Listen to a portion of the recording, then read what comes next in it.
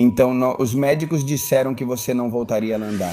Eu vinha de uma família com muito dinheiro, com a crise de 2008, ou seja, não só perdemos praticamente todo o dinheiro, como também o que tinham investido. Investiram muito mal e de repente começou uma super dívida. E era uma loucura, porque eu me sentia perseguido, sabe? Eu era uma criança e eu entendia como se estivessem nos perseguindo, cara. Comecei a desenvolver vontade de morrer. E eu comecei a fazer parkour porque esse risco até saciava uma parte de mim, sabe? Que eu pensava subconscientemente que se no final acontecesse algo comigo, também não era grande coisa. Comecei a levar o parkour muito ao extremo. Meus pais sugeriram que eu fizesse ginástica para eu não me matar. Entrei para o time de animadoras, dormia pouco e fazia treinos pesados de 2, 3 horas porque queriam ir ao mundial. No cheerleading é super comum fazer uma coisa chamada basket, que é quando colocamos duas bases e fazemos uma, duas e jogamos a pessoa, sei lá, a 7 metros, 10 metros. Então eu a interceptei e caí de costas. E ao cair de costas, ou seja, não foi uma hérnia de disco. Meus discos se partiram, ou seja, se fragmentaram. Comecei a perder primeiro a sensibilidade da perna esquerda. Eu tinha fé que ia superar, mas todos os médicos acessíveis, já que não tínhamos dinheiro, diziam que era o fim.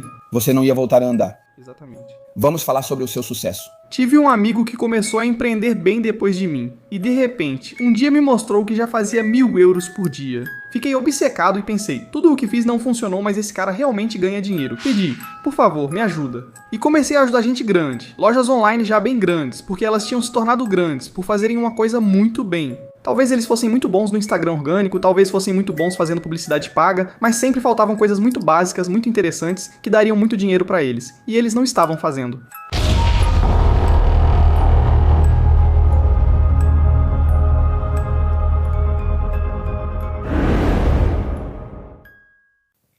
Muito bom dia, senhoras e senhores, e bem-vindos a mais um episódio de La Factoria. Hoje temos o enorme prazer de contar com Roger Garcia, sócio fundador e CEO da Sócios e Econ. A verdade é que hoje ele vai contar uma história de superação de alguém que venceu adversidades. Tenho certeza de que se vocês assistirem até o final, este programa será muito valioso para vocês. E é isso, vou deixar que ele se apresente. Como você está, Roger? Tudo bem? É um enorme prazer. Como vai? Estou ótimo, cara, ótimo. A verdade é que fiquei muito impactado de ter conversado com você nos bastidores e estou com muita vontade de proporcionar ao público uma conversa muito nutritiva e cheia de valor com você. Roger, quero te fazer a primeira pergunta. Como você chegou até aqui? Como você chegou até a fábrica? E conta pra gente a história que te fez passar do ponto A ao ponto B. Pois é, na verdade eu te contei um pouquinho antes porque queria que você vivesse isso do mesmo jeito que o pessoal que vai assistir, que vai viver isso pelo computador. Então, cara, eu vinha de uma família com muito dinheiro, sabe? Ao contrário do que normalmente se vê em pessoas que acabam vendendo um curso, sabe? Eu vinha de uma família que trabalhava fazendo janelas na época do boom imobiliário. Com a crise de 2008 foi uma quebra pesada para a minha família. Ou seja, perdemos quase todo o dinheiro e o pouco que investiram foi mal aplicado, gerando uma grande dívida. E eu como um garoto, porque naquela época eu era uma criança, não entendia muito bem, mas eu percebi que de repente a comida mudou, sabe? Ou coisas assim que no começo como criança te afetam, sabe? Porque você percebe que sua família está ficando pobre, sabe? A partir daí foi ainda mais, porque meu pai, para poder sobreviver e ajudar a família, começou a pedir muitos microcréditos, sabe? Aí complicou, porque meu pai dizia, não atenda o telefone para ninguém, sabe? Não atende o telefone porque se atender é pior, porque aí eles podem começar a cobrar e podem até penhorar alguma coisa da gente, sabe? Chegou um momento em que nos ligavam 2 ou 3 vezes ao dia. Depois até bateram na nossa porta. Eu morava em Sant Boi, perto de Barcelona, numa cidade pequena. Era uma loucura, eu me sentia perseguido mesmo sendo criança. Parecia que estavam atrás da gente, sabe? Às vezes meu pai até olhava para trás na rua para ver se estava sendo seguido. Porque, enfim, ele estava recebendo uma pensão, sabe? Porque teve um problema de apneia, sabe? E, enfim, tinha gente que vigiava ele para ver se realmente estava com esse problema, sabe? Enfim, foi uma situação complicada porque a gente vinha de uma fase muito boa. No Natal eu ganhava um Wii ou um PlayStation. Como tinha muito dinheiro, esperavam para não me mimar muito. Mesmo assim, eu ganhava uns 40 presentes. E em casa, no Natal, a gente passou daquela vida para essa situação. Teve um dia que minha mãe contou que misturava leite com água de manhã, sabe? Porque pedi dinheiro para sair com os amigos e ela me contou isso ali. Para mim foi um momento marcante na minha vida. Foi tipo, caramba, em que momento a gente ficou tão pobre, cara, sabe? Na verdade, para estender um pouco mais o assunto, para você entender como cheguei até aqui. Desde esse momento comecei a me sentir um infeliz na vida, sabe? Tipo, pensando que... Porque meus pais, sem perceber, me amam muito e sempre me trataram super bem. Começaram a dar a entender que eu era um peso, que me alimentar e ajudar nos estudos era um grande problema para a família. E eu comecei a me sentir um peso, cara. Você tem irmão, Roger? Sim, uma irmã. Mais velha ou mais nova? Mais nova. E na verdade ela foi uma super motivação pra mim, porque eu não queria que ela passasse pelo que eu estava passando, sabe? E quando ela ainda era pequena, porque eu sou 7 anos e meio mais velho que ela, sabe? Era tipo, eu não quero que quando ela tiver consciência, ela experimente isso que eu estou experimentando, sabe? Isso foi uma super motivação pra mim. Na verdade, a maior de todas. E bom, eu me sentia um peso, cara. E subconscientemente, que era o que eu te falei antes por cima, sabe? Comecei a desenvolver vontade de morrer, mano. Louco? Sim, subconscientemente. Como? O que você quer dizer? Vamos aprofundar nisso. Quer dizer, você chegou a ter pensamentos de tirar a própria vida? Chegou a... Ou era algo que não estava de forma tangível, mas que estava subjacente dentro de você? Não sei se estou me explicando. Sim. Sim. Era subconsciente. Era subconsciente porque eu comecei a fazer parkour porque esse risco até, sabe? Até saciava uma parte de mim, sabe? Que eu pensava subconscientemente que se no final acontecesse algo comigo, também não era grande coisa, sabe? Como se também não fosse ser tão ruim pra todo mundo, sabe? Comecei a levar o parkour ao extremo, pulando com um duplo mortal pra trás de cima de uma cadeira de salva-vidas. Levei isso ao extremo e mais, e mais, e mais. E tanto que meus pais me disseram pra eu entrar na ginástica ou algo assim pra não acabar me matando. E coincidiu que uma garota muito sexy da minha cidade me disse: "Ei, você poderia entrar para o nosso time de líderes de torcida em Barcelona?" Entrei no time de líderes de torcida e era um paraíso, pois era financiado. Era de graça para mim pelo meu nível, já que eles queriam ir ao Mundial. Eu chegava lá e estavam todas as garotas super sexy de Barcelona, sabe? E eu tinha todo o ginásio do INEF de Barcelona, que é o melhor de Barcelona, de graça para mim. Então era como um sonho, sabe? Poder fazer parkour lá. Eu fiquei e houve um nível de exigência extremo já no ensino médio. Viajava de Samsamboia a Barcelona 1 hora para estudar o ensino médio, depois ia ao INEF, voltava tarde e dormia pouco. E fiquei assim durante 2 anos, 1 ano e pouco, dormindo muito pouco e fazendo sessões de 2, 3 horas super pesadas de treino lá na academia porque eles queriam ir pro Mundial, sabe? E bom, o que aconteceu foi que um dia, fazendo um evento marcante que eu vivi e que nem mesmo o time sabe, e foi muito relevante também. No cheerleading é super comum fazer uma coisa chamada basket, que é quando colocamos 2 bases e uma base atrás. E aí colocamos uma garota chamada flyer, né, que é como se fosse uma pena. Fazemos 1, 2 e jogamos ela uns 7 ou 10 metros de altura. Altíssimo. Você faz acrobacias e as pega depois. E nós jogamos ela para trás. Ali, em termos de risco, isso era comum. Quando eu te explicar, pode parecer loucura, mas era normal, pois estávamos avançando para o Mundial. E jogamos ela para trás. Claro, essa mulher começou a girar, mas como ela já sabia que tinha saído da direção certa, que não tinha ido para cima, aí ela começou tipo, droga, tô indo dessa para melhor, sabe? Se você cai de 10 metros no chão, você morre. E nenhum dos 2 caras reagiu. E eu tive que sair correndo para pegá-la.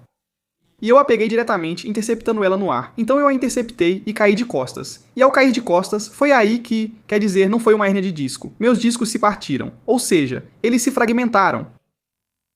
Imagina, porque mesmo sendo uma flyer de 40 quilos, ela caiu de 7, 10 metros. Eu a interceptei e absorvi todo o impacto no chão.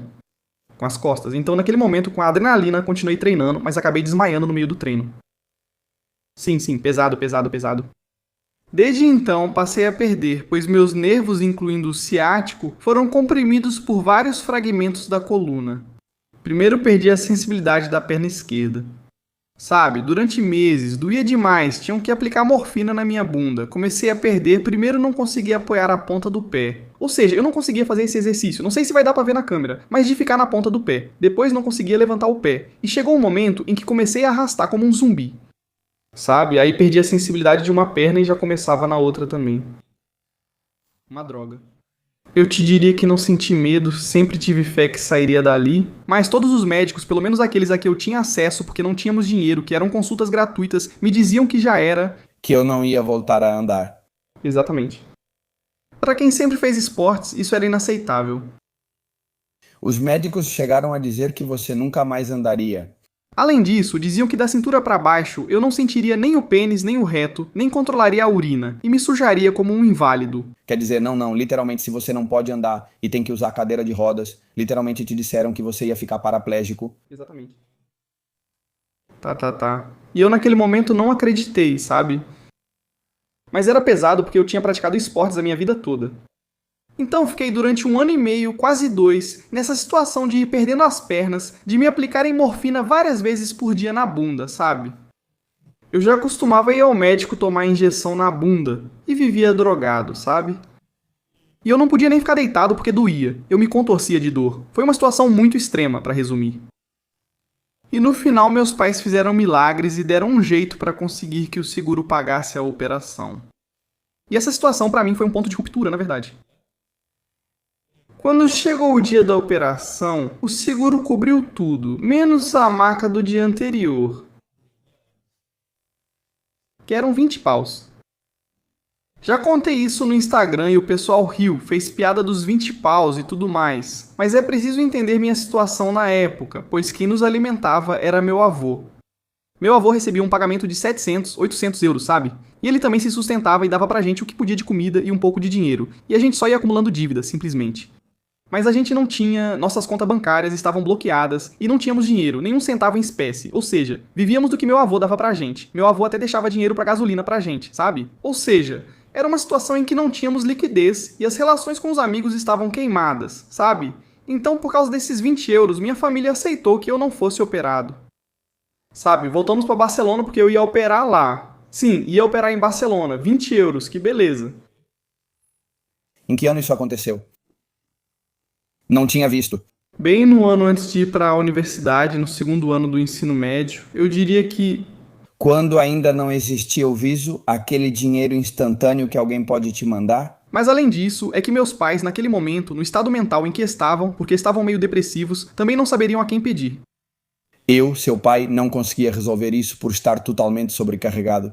Exato. Sei que é complicado de entender, mas nessa situação você precisa viver para compreender. É muito fácil julgar os touros da arquibancada. A verdade é que quando uma pessoa se vê completamente sobrecarregada, é muito fácil julgar.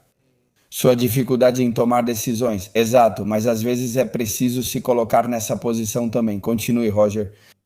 Foi um colapso mental, porque todos já tinham aceitado, foi uma loucura. Eu ia entrar, já estava na sala de espera, e quando falei para eles, pediram os 20 paus, meus pais ficaram com cara de bobos.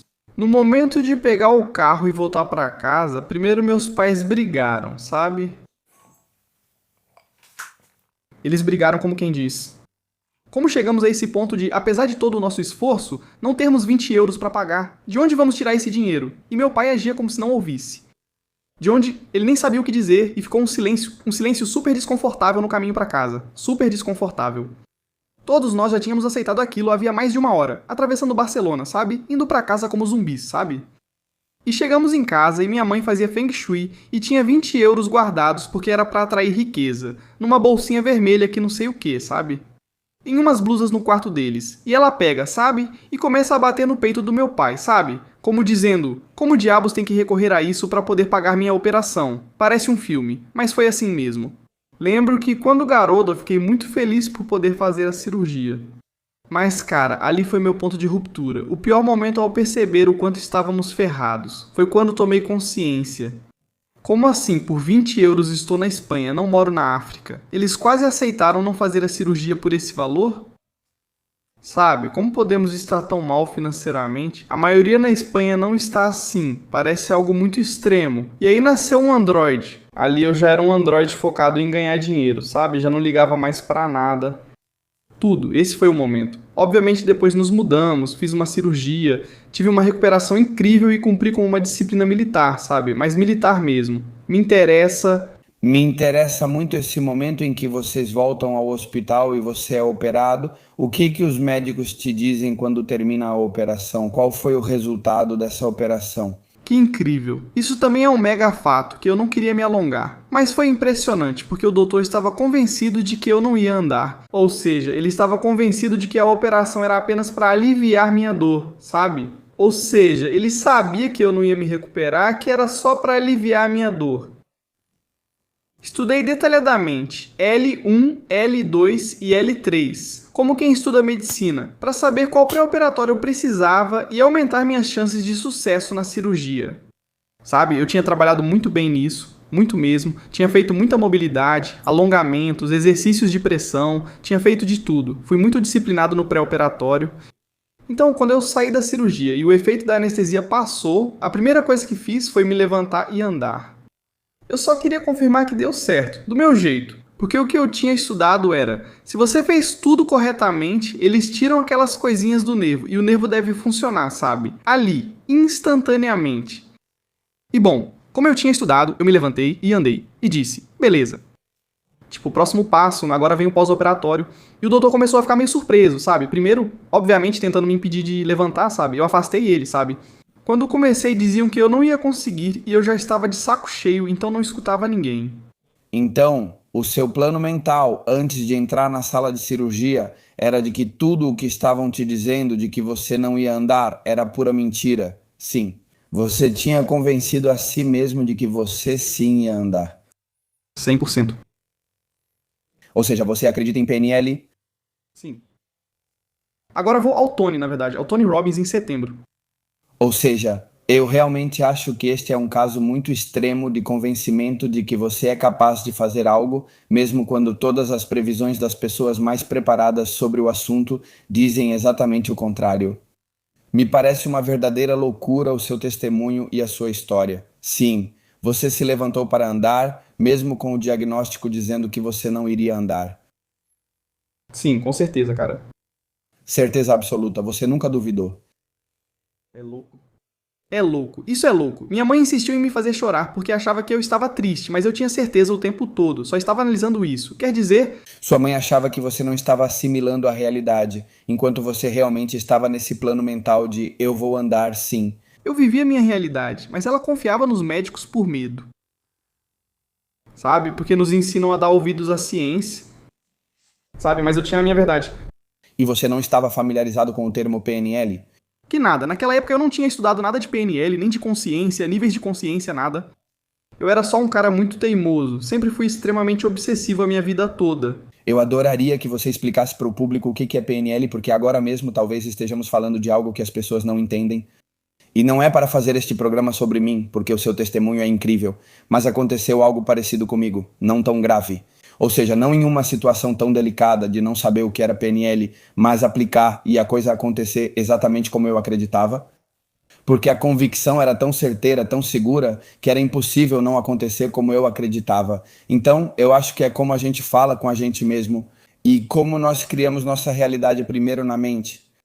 É isso que faz com que tenhamos ou não sucesso na vida, ou que consigamos ou não as coisas que nos propusemos. E realmente o seu caso é absolutamente espetacular. Porque é um caso de programação neurolinguística aplicado à área médica.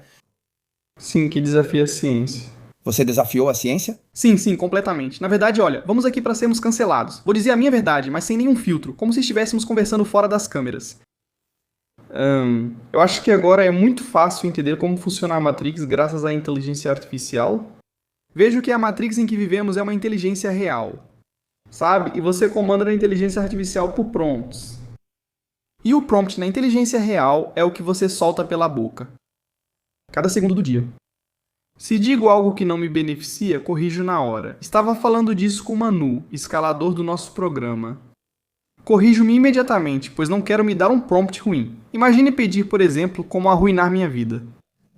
Você não faria isso, não estaria se sabotando. Você pediria tudo o que quer, né? Pois eu considero que tudo o que eu falo condiciona a inteligência real. E é real. Ou seja, quando fazemos isso em uma família não rica ou pobre. Porque os ricos, agora que convivi com muitos ricos, eles têm isso muito claro, viu? É louco, estamos acostumados a falar umas barbaridades sobre nós mesmos. Mas umas barbaridades que estamos nos condenando à miséria. Sabe? É verdade, muita gente se sabota. Com o que você diz. Coisas que não deveria falar sobre si. Sabe? Não é reflexo da mente. Ela pensa o que você fala, o que é diferente. Porque como funciona do meu ponto de vista a PNL? Você solta o prompt e esse mesmo prompt entra no seu ouvido. E o que entra no seu ouvido é o que alimenta o seu cérebro. Você precisa dizer ao seu cérebro o que deseja pensar. Não é o que eu penso ou digo. Não, não. Você acaba pensando o que diz. Então fale corretamente e você vai acabar pensando isso. Fale tudo o que você quiser que aconteça. Tudo o que você quiser conquistar. Ou escreva. Ou escreva, exatamente. Para mim, o poder da escrita, de escrever exatamente o que você vai conquistar. Acho isso muito forte. Hoje falei com um lutador da minha academia de MMA que acabou de assinar com uma empresa. E ele me contou. Desculpa por abrir um pequeno parêntese aqui, mas achei espetacular. Um abraço para meu amigo venezuelano Belucci, que disse literalmente: acabei de assinar com a Cage Warriors. E eu, há 4 anos, escrevi: se aos 25 anos eu não tiver assinado com uma grande promotora de MMA, eu me retiro do esporte. Ele cumpriu. Vai fazer 25 agora e acabou de assinar. Ele escreveu isso.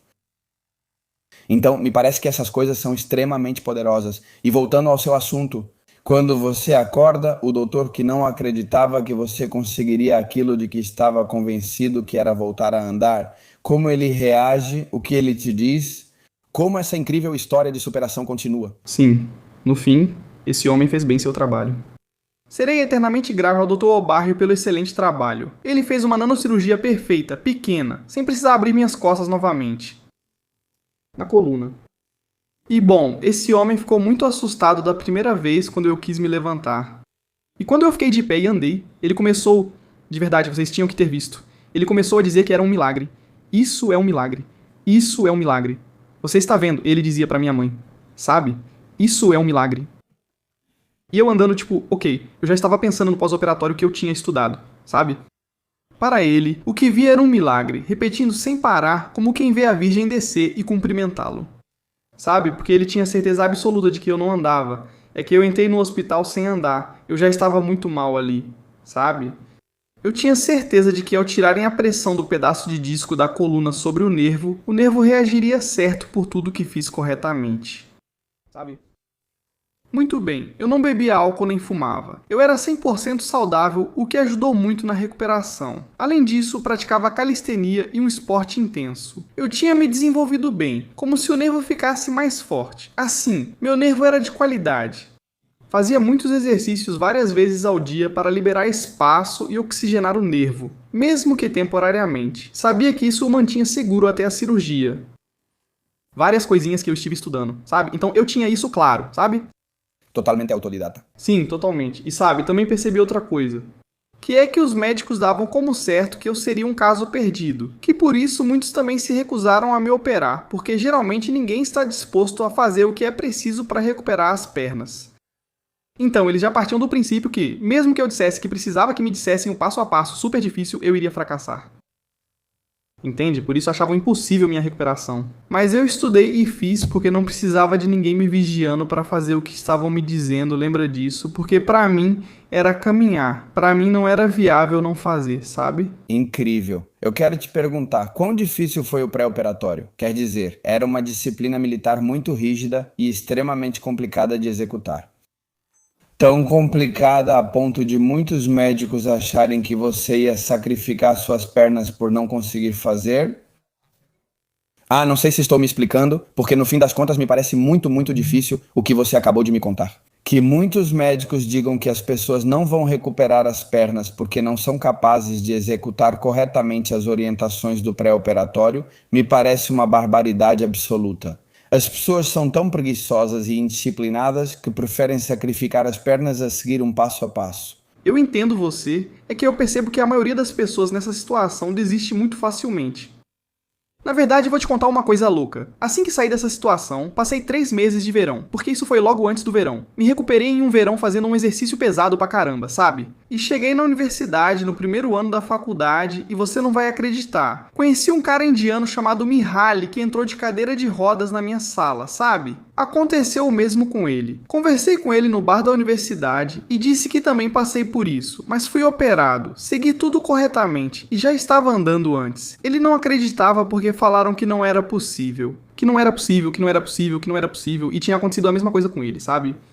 Que não era possível, que não era possível, que não era possível. E eu falei, não, cara, é possível sim, sabe? É possível, olha pra mim, sabe? E não, mas você com certeza não tem o mesmo. E eu mostrei, vamos ter tudo no celular, sabe? Porque eu vou estar estudando. Mostrei tudo o que eu tinha vivido, tudo o que eu tinha nas costas, e esse homem não voltou pra faculdade. Depois que me encontrei com ele e conversamos no bar, minha ideia era inspirar ele para que ele se colocasse ali. Então, olha, Ou seja, ele ainda podia. não sei, quer dizer, não sei, mas no mínimo estuda, sabe? Tem que ter coragem. Investiga, está nas suas pernas, cara. Não acredite diretamente no que os médicos dizem. Estude, vá atrás, encontre opções. Agora, com minha idade, não pesquisei. E tudo o que vi, por exemplo, como se chama? Tem um cara que é tipo uma escola, tipo Mind Valley, mas tem um homem que se curou da coluna, de não poder andar. Tipo, com os métodos espirituais dele. Acredito em tudo isso e nos métodos existentes. Tentei convencê-lo a achar uma solução, mas ele ficou tão chocado com minha situação que nem voltou à faculdade para não me ver. Que incrível, é louco. É louco. Encontrar meu Jali foi como ver o que eu teria vivido se tivesse confiado nos médicos. Para mim, esse momento ter recuperado as pernas, me tornou imparável. Ali me fez capaz de tudo, sabe? Ali percebi que a Matrix é só a Matrix e não preciso acreditar nela. O que eu quiser é. E a partir daí começou o meu sucesso. Eu te diria, cara, Vamos falar sobre o seu sucesso, porque isso me interessa. Aqui está falando uma pessoa que viu a mãe misturar leite com água, que quase precisou fazer uma cirurgia para recuperar as pernas por míseros 20 euros. Uma pessoa que superou essas adversidades, conseguiu se reerguer e depois construiu um império com o e-commerce. Conte para a gente como começaram suas aventuras. Depois de toda essa odisseia, por assim dizer, como você iniciou seu negócio e teve tanto sucesso nele? demorei 5 anos após começar a empreender para ganhar meu primeiro euro. Na verdade, eu me lembro que no começo, quando meus pais ainda tinham muito dinheiro, na sexta série do ensino fundamental, me apresentaram a um sul-africano que se vendeu para mim como se estivesse salvando o país graças aos investimentos que fazia aqui. Fiquei obcecado em ganhar dinheiro com trading e ainda ajudar o país. Via ele como herói. Esse homem perdeu o voo e o trouxeram para casa. Conversei com ele e desde então fiquei obcecado com a ideia de viver de trading e ganhar dinheiro com isso. Comecei a ler um monte de livros de análise técnica, todos os livros de Warren Buffett e de análise fundamental. Estuda.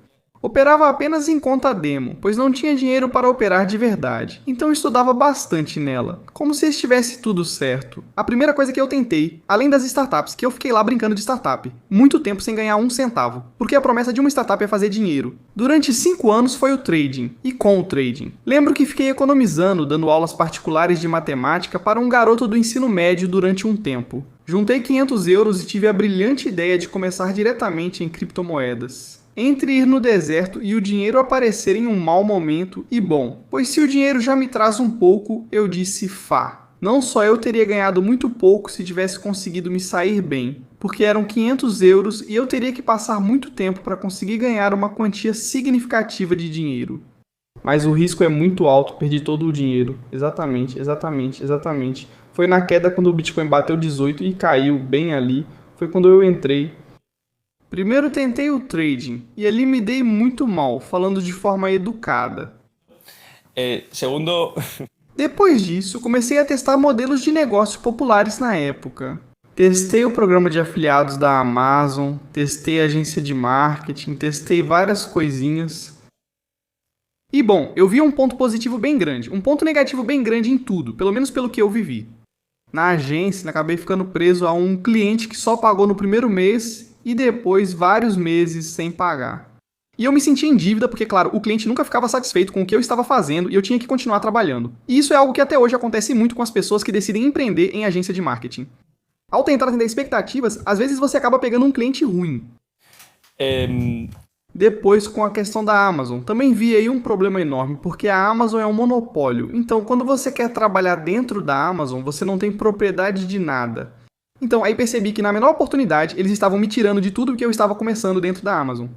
Agora está pior. Deixam você criar um negócio, mas quando cresce, tiram de você. Copiam e fazem por conta própria. Percebi que esse caminho também não era o ideal. No fim, você vai se surpreender porque, após tanto tempo nas startups e tentativas, tudo se prolongou bastante, não foram só alguns meses. Não, levei quase 5 anos para ganhar meu primeiro dinheiro com e-commerce, sendo que só comecei após 3 anos. Tive um amigo chamado Christian que começou a empreender depois de mim e acabou trabalhando comigo na empresa. E esse cara, vindo de um bairro de Rios, que Rios é uma cidadezinha ao lado de Tarragona. Conheci ele porque sempre treinávamos juntos. Um dia, esse cara me mostra que está ganhando 1.000 euros por dia. Imagina eu sendo um moleque sem grana, tentando empreender de todas as formas e conseguir ganhar dinheiro.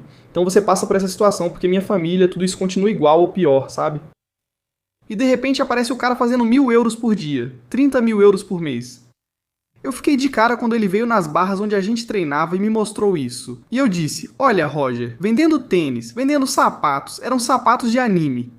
Não, eram chamados Urban Shoes. E aí eu fiquei obcecado. Falei, ok, tudo o que eu fiz até agora não servia, mas esse cara tem algo que de verdade, estando desde janeiro. E eu disse, ei, por favor, me ajuda a fazer isso. E montamos uma loja juntos. Essa loja era de... Você vai rir. Lembra dos carros antigos que precisava de um aparelho para ter Bluetooth e ouvir música no rádio? Então era disso. Os rádios antigos? Sim, que era onde também se carregava o cinzeiro, o acendedor do carro. Sim, super antigo, né? Mas enfim, naquela época ainda tinha muita gente que tinha carros antigos. E aquele aparelhinho tão vagabundo nos deu 500, então em uma semana... Pra ele, nada. Tipo, eu fazia 2.000 euros por dia. Ele chegava pra mim e dizia, isso não é um produto vencedor. Parem. Quando vejo que ganho 500 euros em uma semana, digo, Christian, deu 500 euros em uma semana? Como assim isso não é um produto vencedor? Sabe? Ele disse, estou ganhando 1.000 euros por dia com isso. Vende muito mais. E eu, ok, só precisa melhorar isso. E pra ele não foi nada, pra ele foi um erro. Mas pra mim, quando eu vi que dava pra ganhar dinheiro, minha mente disse QQQ Music. E quando eu vi que dava pra ganhar dinheiro, minha mente disse QQQ. Pensei e disse, é por aqui. Preciso me dedicar até ser o melhor. Sempre fui obcecado, vindo de uma família onde me sentia muito pobre. Após ver a riqueza, fiquei obcecado em ser o homem mais rico do mundo.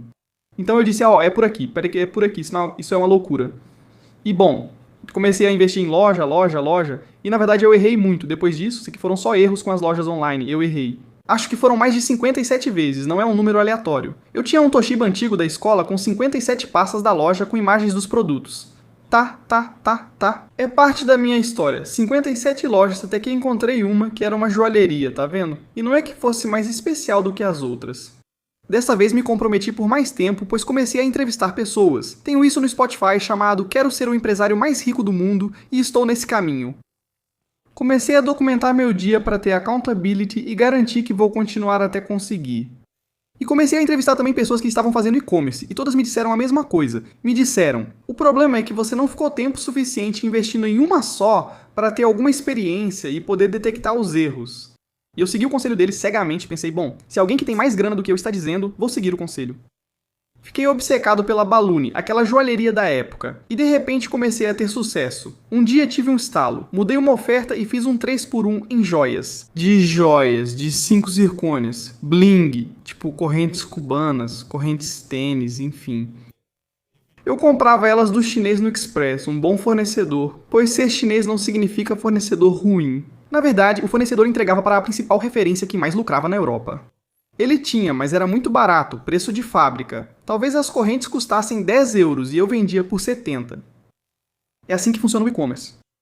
E bom, comecei a fazer uma promoção de 3x3, x-1, porque pensei, os números fecham porque não vão pegar tudo. Correntes de 10 têm produtos de 5 e de 3. Então se pegarem, eu me 3... Pues si me cogen, yo me... Se pegarem 3, eu gasto 17 e vendo por 70 o preço mais caro, o produto mais caro que colocaram no meu carrinho, então me restam uns 50 euros de margem de lucro. E para as pessoas poderem comprar um 3x3 -1, nesse tipo de joalheria parecia uma loucura, né? E comecei a escalar ali naquela época e passei a fazer então meus primeiros 600, 700 euros por dia. Foi uma loucura ganhar dinheiro pela primeira vez na minha vida. Com essa loja o problema foi que o Facebook me baniu, eu dependia totalmente da publicidade do Facebook, fiquei traumatizado. Por que te baniu? Porque o Facebook é muito sensível, né? Como uma olheira irritada. Mais do que o TikTok? Cara, quer dizer, isso também é verdade. Não mais do que o TikTok. Eu no TikTok não existo. Nem IA, nem Tate. Eu não existo. Vamos continuar a história, porque é realmente uma loucura. Você é banido do Facebook, como lida com isso? Caramba, foram umas 20 e poucas contas de amigos, vizinhos, da família, todos os meus familiares, gente que eu conhecia da rua, amigos, por exemplo, pessoas que eu conheciam as manhas. Eu chegava a falar com eles, chegava a convencer para que me deixassem usar a conta do Facebook deles para fazer publicidade. Não vou ver nada do que você faz nos seus chats, só quero usar para publicidade e banimento. Agora eu entendo o porquê, mas naquela época eu não via isso porque eu não tinha um mentor, também não tinha grana para um mentor naquela época. Ou pelo menos para o que antes era um mentor, porque agora é muito mais acessível. Mas antes era o que eu conhecia, que eu via. Sempre os americanos tinham coisas de 10, 20, 30 mil euros, era absurdo. Antes tudo ainda era muito mais caro. E ainda mais nos Estados Unidos, que era o único lugar onde havia formação de qualidade em e-commerce, porque em espanhol, na verdade, até hoje também não tem formação de qualidade, na minha opinião, comparado com o que eu aprendo nos Estados Unidos. Está anos-luz à frente. Mas enfim, é que naquela época eu não sabia como sair disso. E eu estava carregando o mesmo banimento porque sabiam que era eu. O problema é que sabiam que era eu, que continuava sendo eu, mesmo que eu usasse outra conta do Facebook, porque eu fazia isso do mesmo computador para começar. Isso é uma burrada muito óbvia. Pra mim ia dar certo, ué. Exato. Ia trazer uma, outra, e eu comecei a ficar traumatizado, porque era como... Pra mim era a porta pra riqueza, finalmente poder ajudar minha família e sair do buraco em que a gente estava. Parecia que Deus estava contra mim. Por que ele não me deixa? O que isso significa? Que não é por aí? Bom, isso coincidiu justamente com a pandemia. E eu disse, olha, se eu não posso escalar publicidade porque não me deixam, se eu não posso, justo. Vi ali a oportunidade com empresas físicas, tipo lojas físicas, lojas de roupas físicas, que logo depois da pandemia todo mundo ficou apertado porque teve que fechar. De ajudar a criar a loja online. Sim, e aí comecei a ajudar esse tipo de pessoa. Me dei super bem. Na verdade, comecei a ganhar muito dinheiro ajudando essas pessoas, porque também era muito fácil mostrar o caminho para elas. Claro, você consultou lojas físicas conhecidas e recebeu e-mails do pessoal. Eu disse, agora você não vai vender nada, mas pode vender online, já que as pessoas estão em casa e querem fazer algo, por que não tentar? E eles disseram, beleza, então cuida da minha conta pra mim. Comecei a construir isso usando as contas deles no Facebook, direto do computador deles. Foi incrível. Tudo saiu perfeito. E foi uma loucura. Comecei a fazer 100 mil euros por mês em pouco tempo. Eu estava falando disso com ele antes. Uma loucura, foi uma loucura. Eu disse, nossa, que loucura, sabe? Eu usava as contas deles. Assim eu ficava livre de ser banido pelo Facebook, o que foi ótimo. Ainda havia limites, pois essas pessoas eram muito ligadas às lojas físicas. Então percebi que já tinha um bom nível de e-commerce, sem perceber. Por causa de tantas lojas que eu já tinha feito, comecei a ajudar gente grande. Lojas online já bem grandes, porque as lojas online grandes na Espanha já tinham crescido naquela época, ou pelo menos com as que eu trabalhei, né? Existem níveis de grande, mas lojas que talvez faziam 50, 100 ou 200 mil por mês, elas tinham crescido porque faziam uma coisa muito bem. Talvez eram muito boas no Instagram orgânico, talvez eram muito boas fazendo publicidade paga. Mas sempre faltavam coisas básicas e interessantes que dariam muito dinheiro e não faziam. Por exemplo, veio um cliente que tinha não quero falar em termos técnicos, né? Mas um site muito bem estruturado em termos de conversão, de vendas. E essa pessoa não fazia e-mail marketing. E no produto dela era muito interessante fazer e-mail marketing. E implementei isso para ela. Se chama Blankia. Agora, muita gente na Espanha já comprou. Sempre que falo da Blankia, alguém já comprou. Eles passaram a faturar milhões por mês. Mas no início chegaram até mim com prejuízo de 17 mil euros mensais. E só colocando o e-mail marketing, chegamos a 57 mil de faturamento em pouco tempo, em alguns poucos meses, fazendo mais ou menos 30% de lucro, e depois disso aí foi decolar, adicionando mais uma pecinha, e a partir daí, acho que em um ano eles começaram a fazer uns 2, 3 milhões por mês, e aí foi quando? Com esse caso de sucesso em específico, na verdade, foi quando percebi que o dinheiro estava em ajudar lojas grandes. Lojas grandes, principalmente porque eram pessoas que já superaram a parte mais difícil, que é começar. Quando você já tem algo funcionando, você adiciona uma única peça e é muito fácil dobrar. De 100 mil para 200 mil é muito louco. Comecei a ajudar lojas muito grandes. Me pagavam uma fortuna, de verdade. E depois disso eu pensei, e se? Porque lojas grandes na Espanha eram poucas. Não, a Espanha não é um país maduro em termos de e-commerce. Isso é uma grande oportunidade para todo mundo que começa no e-commerce na Espanha. Por que não? As coisas não são feitas suficientemente bem. É muito fácil se destacar. 1000 vezes mais fácil do que nos Estados Unidos, por exemplo. Então, eu pensei, e se acabarem rápido as lojas grandes? E se eu começar a criar mercado, ajudar pessoas a começar, que elas façam suas lojas e depois eu levo elas para o próximo nível? Por quê? Assim crio novos grandes clientes e pessoas que, por acompanhar desde o início, confiam em mim. Então foi aí que comecei a ajudar pessoas do zero, pois depois de uns 3 ou 4 anos já colaborando com lojas, comecei a ajudar pessoas do zero. Pessoas que talvez tenham um trabalho normal de qualquer coisa, e que começam a pensar que querem uma renda extra, e quando veem que é possível conseguir mais do que uma renda extra, acabam vivendo muito bem, do e-commerce. E aí venho fazendo isso crescer há uns 3 ou 4 anos, porque o bom é que esse mercado é bastante receptivo, como se tivesse muita gente. Nem todo mundo, na verdade, a maioria das pessoas, eu também conversava com ele sobre isso, desiste, mas depois tem pessoas também como ele que não desistem. Pessoas que não desistem acabam sendo grandes casos de sucesso e oportunidades para mim. Cria-se uma relação de carinho, pois ajudo e compartilho muito com elas. Quando crescem, crescemos juntos e geramos super clientes a longo prazo. E bom, agora estou lá. Na verdade, algo também muito legal é que em tudo isso, principalmente a maior parte do dinheiro, quando digo que já fiz mais de 50 milhões em e-commerce, vem das lojas grandes, ou seja, das lojas, porque a maioria das pessoas no final acabam fazendo pouco, porque já é o suficiente para elas. Existem casos extremos, como branqueamento ou, por exemplo, uma loja conhecida, o El Royer. Sim, Você sabe a loja que ele tem? é a de Spice Fortuna, né? Sim. Sim, North Flanner? Não, a loja eu não conheço. Eu sei que ele é muito amigo de um amigo meu, que é o Mark Urgel, que é muito meu amigo. Ok, então ele comprou a North Flanner e nós escalamos a North Flanner. E é a loja que ele está promovendo constantemente. Sabe? Esse foi um grande caso de sucesso nosso e temos vários outros que realmente geraram esses 50, talvez 70 ou 75 milhões no total que faturamos em e-commerce graças a esses grandes sucessos. Tem um cliente que fatura $500 mil por mês recondicionando computadores e depois escalou a partir de 40. Enfim, principalmente são essas marcas. A maioria das pessoas está confortável com 10, 20 mil por mês na verdade. E agora mesmo, durante todo esse tempo, eu não estive fazendo e-commerce, ou seja, estive tão obcecado em criar sistemas e equipe para poder gerenciar lojas, sabe? Parei de criar minhas próprias lojas porque entrei nessa de ganhar dinheiro de outro jeito e está dando muito certo. Estamos assessorando lojas grandes e médias e minha equipe, com gente experiente que evoluiu bastante, está comigo há tempos. Que podem ajudar as lojas menores, ou pessoas que estão começando do zero. Voltei a ter aquela vontade bem quando comecei novamente a montar minhas próprias lojas, e já estamos escalando de um jeito bem legal. E em breve quero começar a documentar isso no YouTube, e esse é justamente meu último passo, ou meu último grande movimento. Você já tem o canal do YouTube aberto? Sim. Vamos subir isso lá em conjunto. Pois é, obrigado. Claro, cara, na verdade a sua história é incrível, de verdade, cara, não vou te enganar, porque tem muita gente que já veio aqui. Bom, vou te falar a verdade, não vou mentir.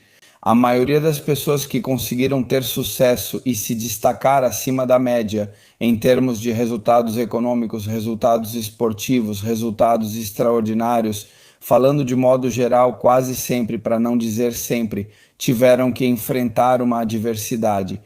Elas fracassaram 4, 5, 6, 57 vezes antes de acertar. A realidade é que eu me guio por uma premissa no mundo, e me corrija se você não concorda, que o erro cometido por covardia sempre será muito pior do que o erro cometido por ousadia. As pessoas não têm vontade de tentar, hoje em dia as pessoas desistem, temos muito pouca tolerância à frustração, temos muito pouca tolerância quando as coisas não saem como queríamos. E aqui com você temos um exemplo vivo de superar problemas de saúde, superar problemas familiares, superar fracassos, tentando. E a verdade, Roger, não estou dizendo isso para puxar o seu saco, você é um verdadeiro exemplo do que um homem deve ser hoje em dia. Eu agradeço. E eu adorei conversar com você e estou adorando esse papo porque tenho certeza de que muitas pessoas podem seguir o seu exemplo para dizer: se esse cara quase perdeu as pernas, ficou falido e acabou andando e tendo sucesso, eu, que tenho mais possibilidades e parto de um ponto melhor, como é que eu não vou conseguir também? A verdade é que a sua história é realmente uma loucura, cara. E não estou dizendo isso só por dizer. De verdade, ela me inspira muitas vezes. Não falo isso para agradar. Quem me conhece sabe que não faço isso. Estou falando sério. Queria te perguntar, Roger, já para ir encerrando o programa, o que você gostaria de transmitir para essa audiência? Quem é, ou seja, se você tivesse que resumir quem é Roger e o que você veio trazer para o mundo, como você faria isso em uma frase curta? Uma boa pergunta. Sim, é uma ótima pergunta. Uma frase curta. Acredito que todos constroem sua identidade, além de nascerem metade do pai e metade da mãe. E na identidade que eu decidi construir, eu decidi não desistir. Nunca. Pra mim é uma meta, como se chama, né? É um compromisso do qual eu não vou abrir mão de jeito nenhum.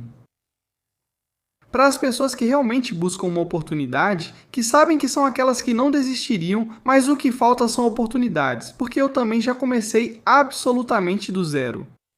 Eu quebrei o que as pessoas no mercado de venda de cursos fazem e construí tanto a criação de uma loja online, quanto te dou o curso para vender com uma loja online completamente de graça. Dou isso de presente para que quem está pronto possa aproveitar, sem o problema de não posso pagar por isso. Mas que façam isso e me mostrem com sua disciplina que estão prontos para se associar comigo na Socioscom fazendo grana, beleza? Se quiser resgatar a loja grátis com o curso, vou deixar isso no comentário fixado. Com certeza, 100%. Tiandaixaparati.com é um presente que quero dar à sua comunidade. Cara, incrível, de verdade, não esperava por isso. Eu esperava por isso. Ótimo presente e tomara que alguém aproveite, ainda mais sendo gratuito.